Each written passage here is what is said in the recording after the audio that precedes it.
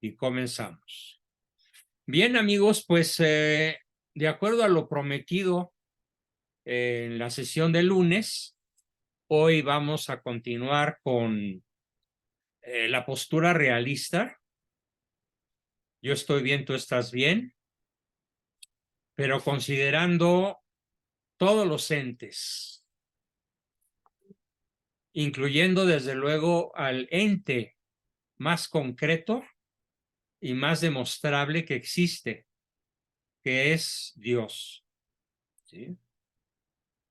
De tal manera que en la postura existencial realista, el incluir a Dios es obligatorio.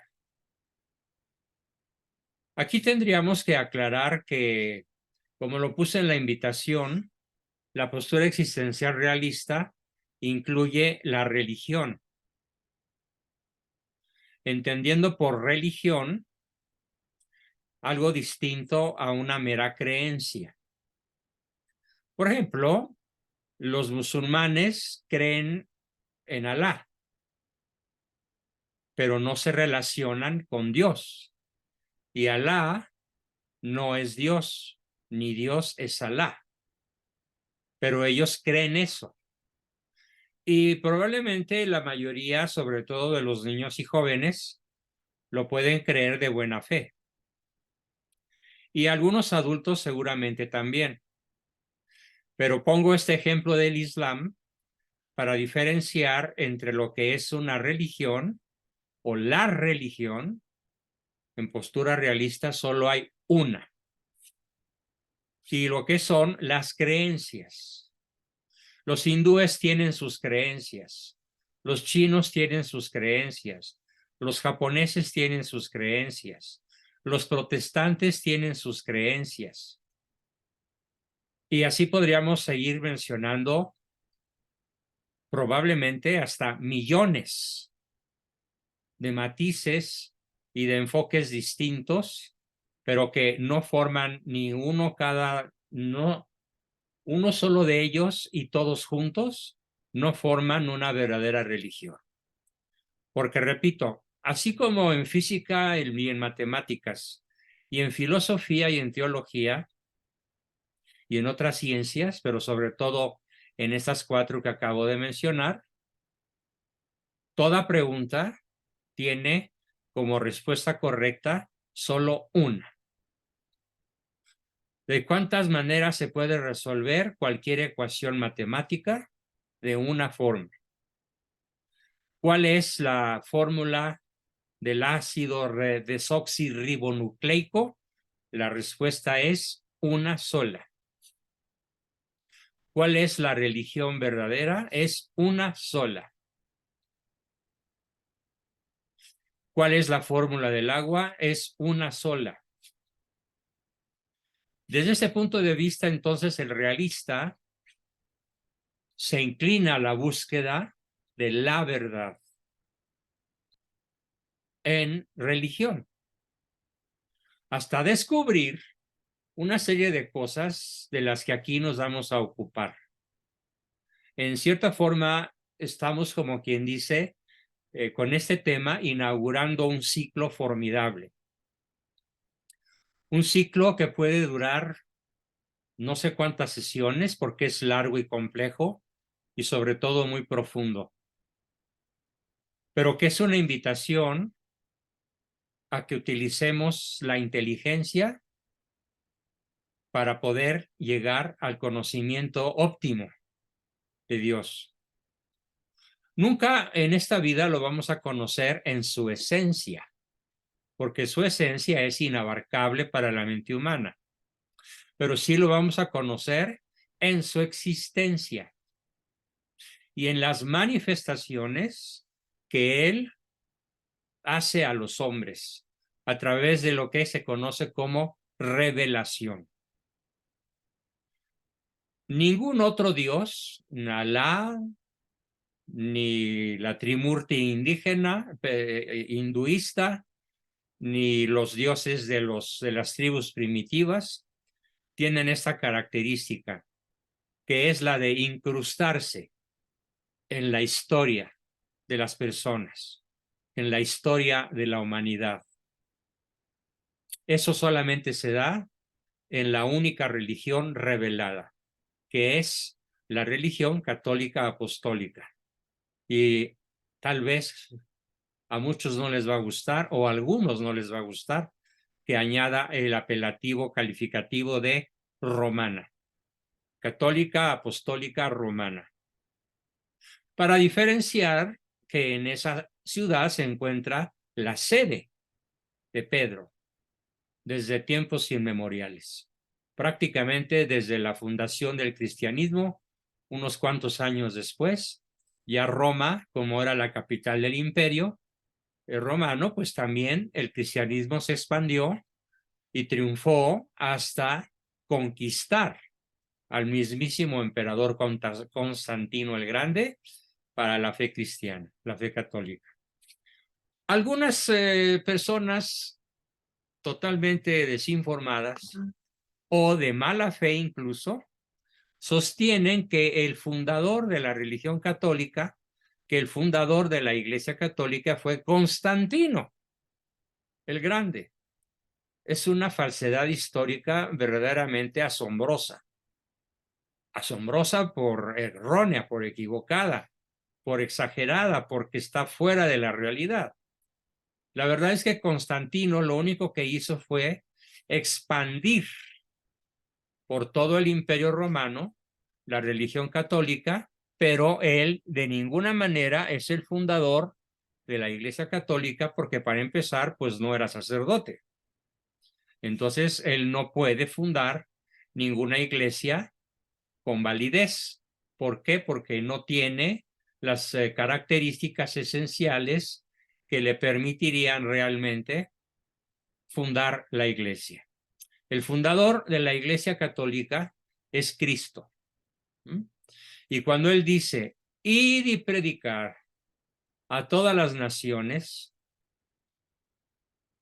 que la verdad, el camino y la vida soy yo, está convirtiendo a sus apóstoles en apostólicos, es decir, en difusores y proclamadores del Evangelio de la verdad.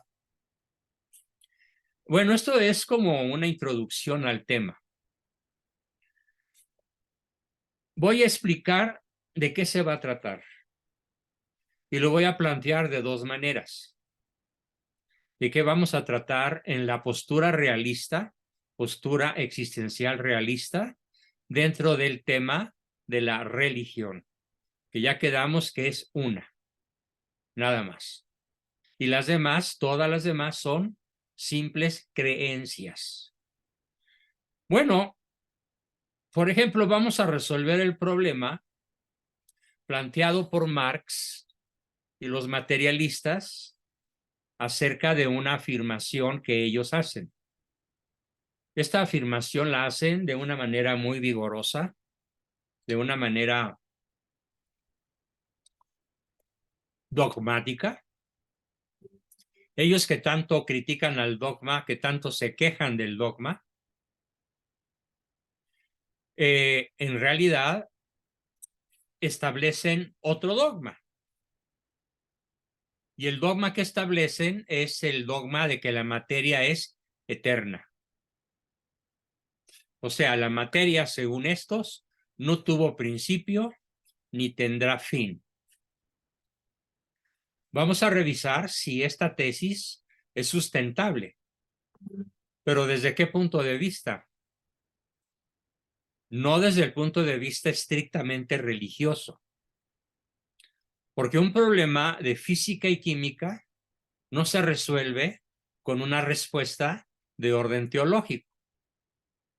Sí se resuelve con una respuesta de orden filosófico y todavía más de orden científico. Y veremos en su momento por qué la materia no es eterna y por qué la materia no puede ser eterna y por qué la materia necesitó un creador para ser, para existir. No estoy ahorita demostrando nada, solo estoy afirmando que vamos a demostrar científicamente, racionalmente, filosóficamente, que la materia no puede ser eterna. ¿Por qué? Lo veremos. Segundo tema aparte del que acabo de mencionar.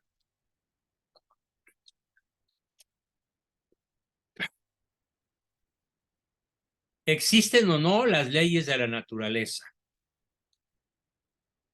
¿Qué tan precisas son? ¿Qué tan exigentes son?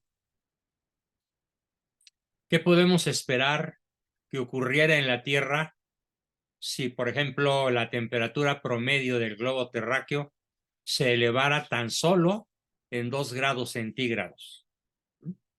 O si descendiera tan solo su promedio en 2 grados centígrados, según las diferentes temperaturas de las estaciones que tienen un máximo y un mínimo. ¿Qué sucedería si no existiera algo así, como lo que es apasionante que incluso nuestros niños conozcan desde que tengan uso de razón, que se llaman las constantes cosmológicas, que entran dentro del tema de las leyes de la naturaleza? Yo quisiera que fueran pensando con avidez, con entusiasmo, con emoción, ¿qué pasaría con un niño que desde muy tierna edad, por ahí de los 7, 6, 8 años, conoce estos temas y puede discutir con sus profesores incluso, como a mí me tocó hacerlo, no en la primaria, pero sí en la secundaria, de este tipo de temas?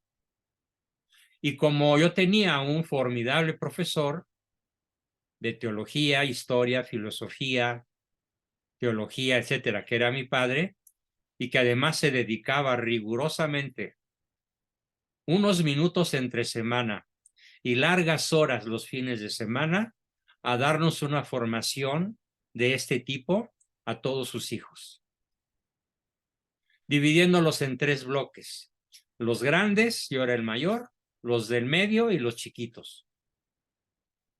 Fuimos 12. Murió uno muy joven, muy niño, pero de todas maneras, pues yo considero que fuimos 12 hermanos, aunque en la actualidad únicamente permanecemos 8 con vida.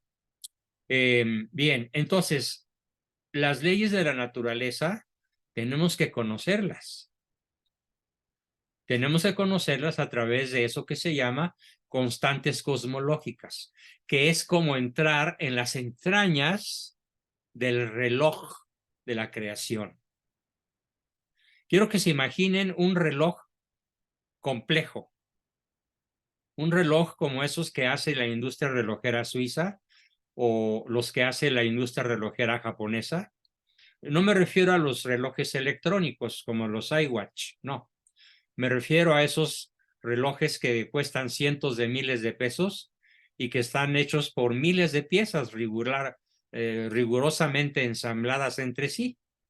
Bien, pues ese ensamble riguroso de ese tipo de maravillas relojeras existe a escala cósmica en el universo. Y vamos a ver cómo la postura realista puede darnos, desde ese punto de vista de las constantes cosmológicas, razones tremendamente invencibles para conocer la obra de Dios en el universo, o el universo como obra de Dios, a través de qué? Del estudio de lo que vamos a hacer aquí, en síntesis, pero suficientemente amplia y profunda, sobre las leyes de la naturaleza. Y luego entramos en un tercer tema, llevamos 2, la eternidad de la materia. ¿Es eterna la materia? 1. 2, leyes de la naturaleza. 3, ¿se puede demostrar la fe?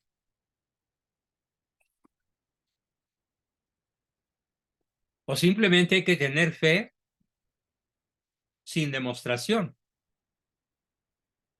No, la fe es demostrable, porque como lo vamos a explicar, ya no nada más como lo que dice Santo Tomás. Santo Tomás escribió una frase célebre que dice que la vía regia, ¿qué quiere decir vía regia? El modo principal, el modo más principesco, el modo más extraordinariamente seguro de conocer a Dios es la inteligencia humana, la razón humana. Por lo tanto, vamos a demostrar la fe. Para que muchos de ustedes, y me consta que en el grupo, en este grupo y en todos los otros grupos, hay muchas personas que no saben cómo rescatar a sus hijos que ya perdieron la fe, porque los padres, y qué bueno, los llevaban a misa desde pequeños, hicieron la primera comunión desde pequeños, los llevaron al catecismo desde chiquitos, pero por ahí de los 14 o 15 años se empezaron a emancipar, empezaron a huir, empezaron a desbandarse respecto de la fe de sus padres.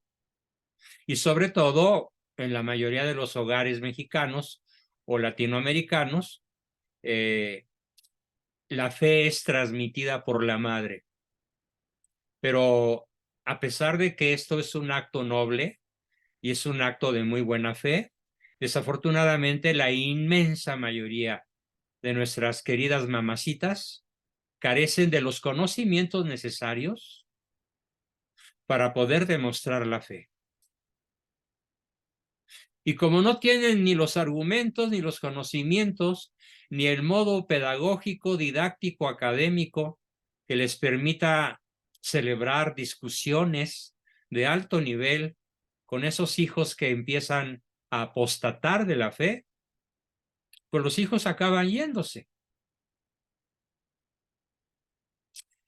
Y ahorita en estos momentos de mi vida profesional, tengo contacto con algunas docenas de personas que me están pidiendo eventos para sus familias, o sea, para poder rescatar a ese hijo ya casado de 35 años, arrejuntado con su pareja o con sucesivas parejas y que incluso llega a blasfemar y que incluso llega a burlarse o a ridiculizar la fe de sus padres. Y por el otro lado, el padre que no transmitió nada porque desgraciadamente en la gran mayoría de nuestros hogares el padre es una figura que brilla, pero por su ausencia. ¿Por qué? Porque si bien nos va, anda trabajando, anda en el bosque partiendo la leña para mantener el fuego del hogar encendido, fuego que la madre se encarga de atizar, pero el que trae la leña es el padre. Y entonces pretextan que no tienen tiempo para estudiar la fe de sus padres, sus abuelos y sus ancestros, y muchísimo menos tienen tiempo para transmitirla a sus hijos. Yo no sé cómo Dios me concedió el privilegio de tener un papá ultra trabajador, una mamá también muy trabajadora, imagínensela con 12 chamacos, con un promedio de diferencia de edades de 1.8 años entre uno y otro, como promedio, pero que tenía tiempo para tocar el piano, para leernos a Shakespeare, mientras con una mano tenía el librote de editoriales Pasacalpe, de 1000 hojas, y con la otra meneaba la olla de los frijoles o de lo que estuviera cocinando, y nos transmitía ese tema de la racionalidad de la fe y de la demostración de la fe. Y entonces tanto papá como mamá tenían esas características. Bueno, entonces yo me considero obligado a hacer lo mismo que hicieron conmigo mis padres, hacerlo con todas las personas de buena voluntad que se acerquen a ser seguidores de mis filas. ¿Para qué? Para que puedan demostrar la fe y convencer vía racional a sus hijos para que vivan la fe. ¿Pero por qué? ¿Por qué es tan importante la racionalidad de la fe? Por una sencillísima razón. Porque una vez que la mente se abre a una dimensión que le era desconocida, le resulta absolutamente imposible regresar a su dimensión original. Ya abierta al conocimiento, no puede, dicho a la mexicana, hacerse pato, hacerse el menso, hacerse como el que no sabe, porque ya sabe. Y aquí no estamos diciendo ya cree, sino que ya sabe. Y no es lo mismo saber que creer. Y una vez que se conoce, ya no se puede regresar a no conocer. En cambio, cuando se cree en algo o en alguien, se puede perder esa fe en alguien o en algo. Sobre todo cuando no se tiene el sustento racional, el vínculo racional con ese ser en el cual creo. De ahí que entonces, todavía siguiendo con la línea de Santo Tomás, vamos a profundizar en aquella famosísima frase de Santo Tomás que dice: "Inteligo ut credo, credo ut inteligo", que quiere decir, traducida al castellano, entiendo para creer y creo para entender. Y se vuelve un círculo virtuoso en una espiral en ascenso hasta llegar a Dios. Qué difícil es en la época actual, en todos los ambientes donde nos movemos, qué difícil es hablar de Dios. Es un tema del que muchos se avergüenzan, frente al que muchos se paralizan y ya no hayan qué hacer, qué decir, o cómo enfrentarlo, cómo manejarlo, cómo comportarse, porque, pues, en realidad, en general, el ambiente se vuelve hostil en cuanto uno se atreve a hablar de Dios. Sin embargo, después de ver estos 5 temas: eternidad de la materia, leyes de la naturaleza, demostración de la fe, racionalidad de la fe, y un quinto, ¿basta la fe? No, hay que saber. Inteligo ut credo. Dios nos hizo inteligentes. Dios nos hizo capaces de entender, comprender y asimilar su existencia. Y nos prometió que si seguimos la línea que Él marcó como leyes de la naturaleza en todos sentidos, y sobre todo enriqueciéndolas con la revelación cristiana, llegaremos a conocer a Dios como Él se conoce y a amarlo como Él se ama, y a conocer y amar la creación entera a escala divina, sobrenatural. Pero mientras, aquí en este Texas abajo, en este territorio terrícola, basta con conocer a Dios desde un punto de vista racional y aceptar racionalmente, sustentadamente, inteligentemente, lo que nos propone la fe católica. Repitiendo que el término católico se traduce del griego como universal.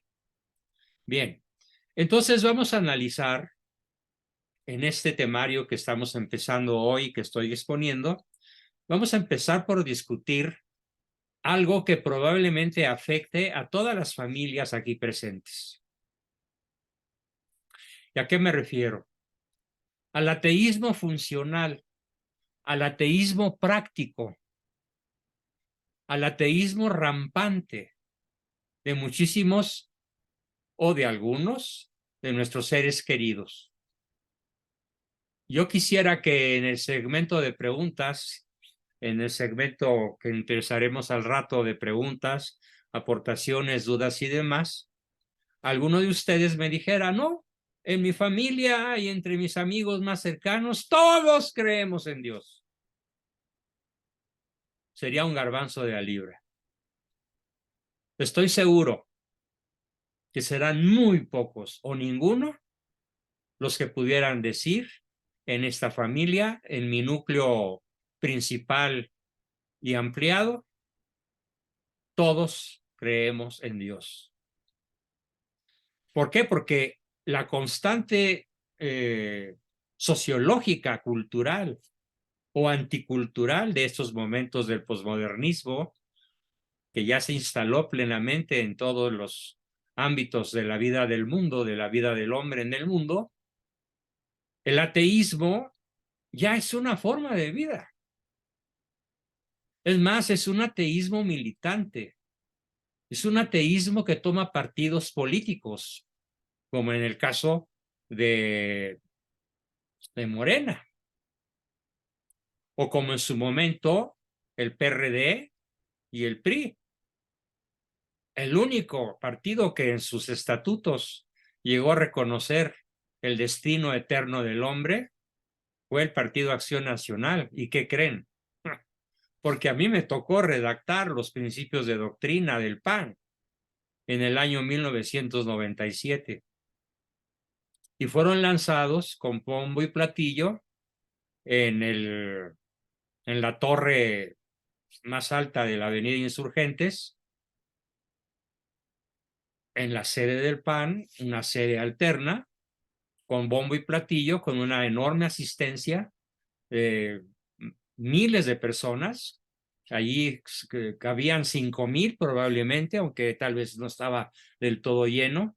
Aunque después, desgraciadamente, y es lo que estoy diciendo, empezó el posmodernismo a carcomer a los jefes, a los líderes, a los representantes locales de los diferentes estados del país, hasta que llegó un momento en el cual, a pesar de que los estatutos que yo redacté, los principios de doctrina que yo redacté para el Partido Acción Nacional siguen vigentes, en la práctica, la inmensa mayoría de sus dirigentes y muchos de sus militantes han perdido la fe y han entrado a un ateísmo práctico. De ahí la enorme importancia entonces de rescatar, de proclamar la verdad. No se trata de decirle al otro, tú estás mal y yo estoy bien, porque yo sí sé y tú no sabes, porque yo sí creo y tú no crees. No.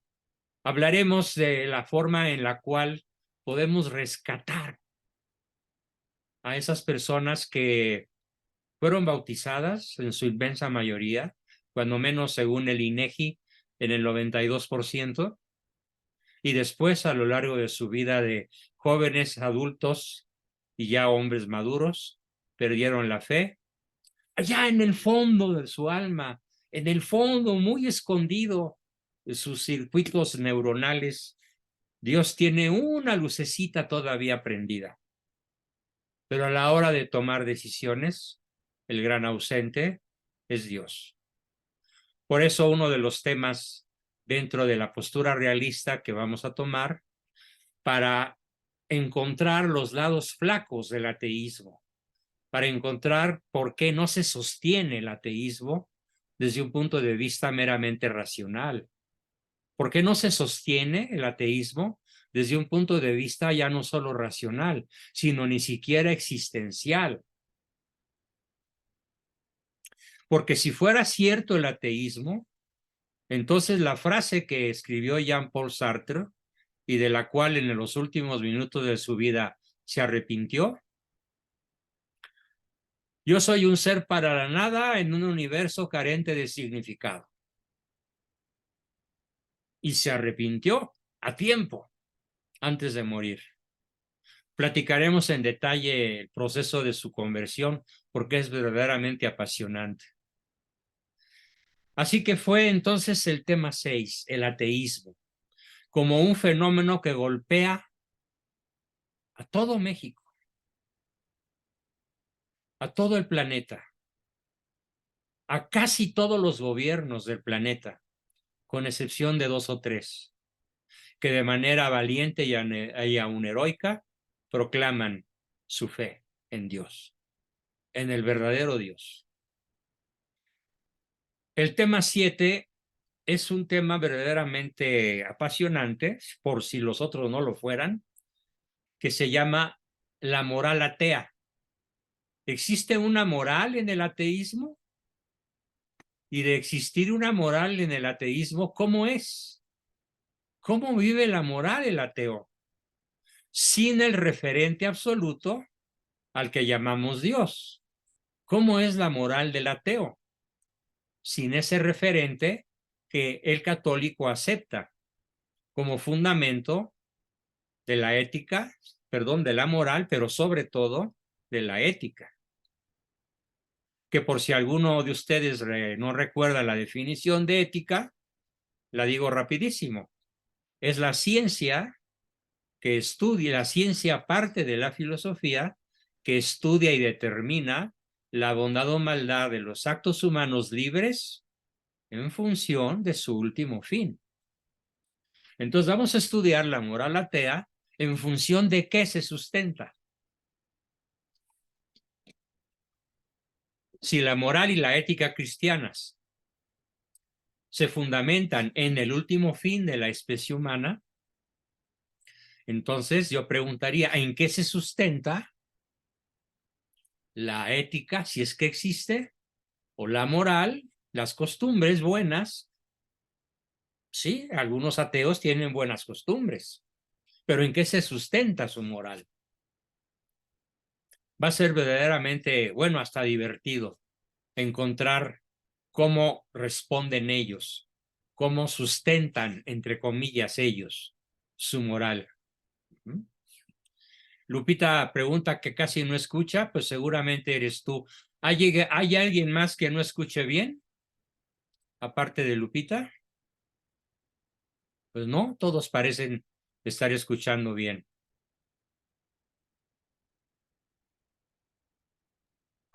Sí, ¿verdad? Bien, continuamos. Ese fue el tema 7, la moral atea. Pero ahora tenemos un tema octavo que a mí me pega derechito en el corazón. El psicólogo ateo. Puedo decir sin temor a equivocarme que de cada 100 psicólogos que en estos momentos están frente a un paciente el cual les está contando sus problemas, frente a un paciente que está desnudando su alma, frente a un paciente que no sabe qué hacer con su vida, que pide orientación psicológica para manejar la educación de sus hijos, para tener la posibilidad de realizar una vida en pareja estable, con un amor sólido y para siempre, unitivo, incondicional. ¿Qué va a decir el psicólogo ateo? Una de ustedes acaba de subir un mensaje al chat, escribió cuando escuchó este tema, puso, ¡ay, Dios mío! Pues sí, Estela, ¡ay, Dios mío! Y entonces aquí, al tocar este asunto, pues voy a tener que prácticamente arrasar, sobre todo con el ateísmo del psicólogo o con el ateísmo en la psicología. Porque fíjense, el filósofo está encerrado en su cubículo, está escribiendo en su computadora o está escribiendo en su máquina de escribir, como durante algunos siglos se hizo desde que se inventó la máquina, o estuvo escribiendo a mano, como lo hacían los amanuenses de Santo Tomás, que por cierto eran 30, y le dictaba a uno y escribía, le dictaba a otro y escribía, y así, y llegaba con el número 1 y Santo Tomás no tenía que preguntarle, ¿qué te dije y en dónde nos quedamos? Él se acordaba de qué seguía con cada uno de los amanuenses que escribieron la Suma Teológica, un gigantesco libro que es probablemente el más importante escrito en la historia de la humanidad después de la Biblia. El filósofo, pues, trabaja solo y tiene impacto fuerte en ciertos segmentos de la sociedad muy reducidos que tienen acceso a sus ideas. Porque compran sus libros, porque van a sus conferencias, porque entran a sus círculos de discusión, en los que generalmente no hay más de un par de docenas de personas. El filósofo trabaja solo, pero ¿qué tal el psicólogo? El psicólogo está sentado frente a alguien que confía en él y le confía su vida, sus problemas, su ansiedad, su angustia, sus traumas, sus terribles experiencias. Por ejemplo, fue violada por su propio padre, o fue violada por un tío al que esa chica quería y admiraba como a pocos, o por uno de sus hermanos. ¿Y qué va a decir el psicólogo ateo? No trabaja solo, como el filósofo. Trabaja con personas, trabaja con gente. Yo les puedo decir que casi todos los que están aquí siguiéndome dieron conmigo porque andaban buscando un psicólogo católico. Acuérdense, muchos de ustedes me lo dijeron. Busqué un psicólogo católico hasta que di con usted o contigo, Juan Bosco. Estoy diciéndolo delante de personas que así me lo escribieron en mi chat. Por ejemplo, Estela Buendía dice que buscó esto por años. ¿Sí? Pero ¿qué hubiera pasado contigo si tú hubieras confiado en un psicólogo ateo? Bueno, pues esa es una tragedia. ¿Por qué? Porque el psicólogo ateo lo voy a comparar con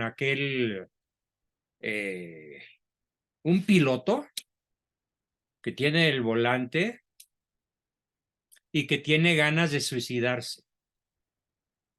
Junto a él, en el asiento del copiloto, va un psicólogo ateo. ¿Qué hace el psicólogo ateo?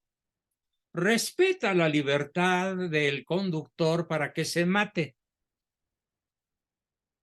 Nada más se ocupa de que vaya muy cómodo, de que esté bien sentado, de que tenga el cinturón puesto,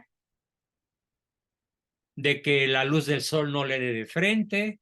Es más, hasta mete su manita para tapársela si es que no tiene visera para protegerlo de los rayos del sol.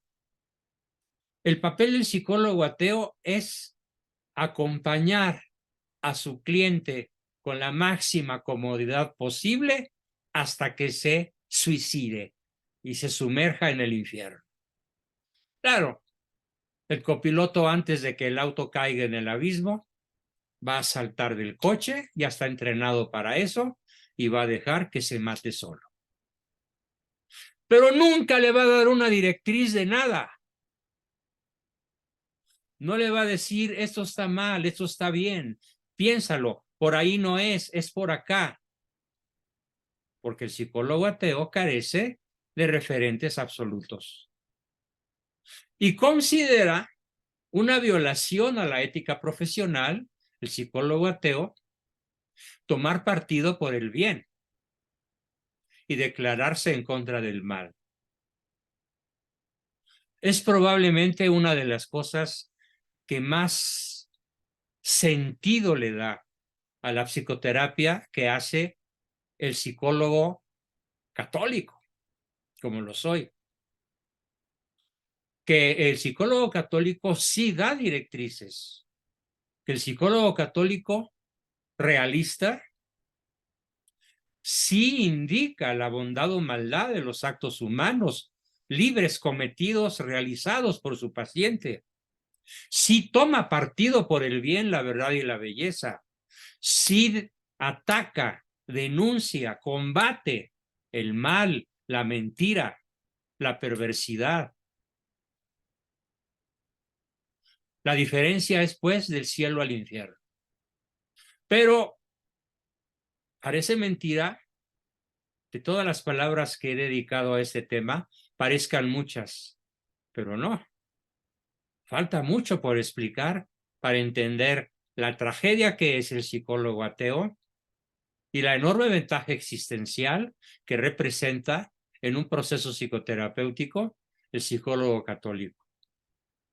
Este sí te va a dar un asidero sólido para vivir. Yo sí te voy a, no en mí, la verdad no soy yo, conozco la verdad, pero yo no soy la verdad. Soy verdadero, que es diferente, pero la verdad es Cristo. Y el psicólogo católico se va a atrever a transmitirte desde la postura realista quién es nuestro Señor Jesucristo. ¿Qué hizo por ti y por mí y por todo el género humano? Pero no desde el punto de vista piadoso, porque ya vimos en el tema que explicaba yo hace rato, que anunciaba yo hace rato, que la piedad de la madre produjo hijos ateos, porque no supo hablarles a la inteligencia. Entonces el psicólogo católico tiene la terrible obligación de hacer a un lado un poquito o a veces un muchito la piedad para darle su fuerza a la razón, a la inteligencia, que después será revestida, completada por los actos de piedad y sobre todo por el mensaje de la revelación divina. Y bueno, sobre este tema, Dios, veremos su eternidad, su omnipotencia, cómo podemos conocerlo, y un tema en el que espero que haya el triple de personas que hay ahorita, que se llama los planes incomprensibles de Dios. ¿Dónde estaba Dios un 2 de octubre? El famoso 2 de octubre de los estudiantes. ¿Dónde estaba Dios cuando unos guerrilleros incrustados entre los estudiantes comenzaron a matar soldados y lograron hacer caer herido al general que comandaba la tropa? ¿Dónde estaba Dios cuando los soldados, en legítima defensa propia, dispararon a los estudiantes cuando los marxistas trotskistas incrustados en sus filas ya se habían resguardado? ¿Dónde estaba Dios? ¿Dónde estaba Dios? Y cada uno de ustedes tiene una historia que contar de dónde estaba Dios cuando sucedió esta tragedia. Una tragedia que suele ser, como dice el tema, la incomprensibilidad de los planes de Dios, de las cosas que Dios permite que sucedan, porque nos hizo libres para tomar decisiones. Algunos se van a preguntar, ¿dónde estaba Dios que no permitió, no facilitó o no nos hizo el milagro de que ganara un candidato presidencial buen católico? ¿Por qué no hizo el milagro? ¿Por qué la Virgen no lo hizo? Bueno, Dios tiene planes incomprensibles, cuya incomprensibilidad impide que nuestra limitada inteligencia los pueda comprender. Pero esto no quita que veamos la bondad de Dios, que veamos que Dios lo sabe todo, que veamos que podemos confiar en Dios. ¿Por qué? Porque somos realistas y sabemos que a pesar de que suele ser incomprensible con cierta frecuencia, podemos confiar en Él, que podemos hablar con Él y sobre todo que no somos como los islámicos guerreros, de Dios. No, no somos guerreros. Somos hijos de Dios, incluyendo a los islámicos, aunque ellos no lo sepan o no lo crean. Tenemos que ver, en cierta forma, el sufrimiento de Dios en la persona de Cristo. Tenemos que pensar y saber si Dios castiga, si Dios es vengativo de las cosas terribles que muchos humanos hacen, si Dios se enoja o no,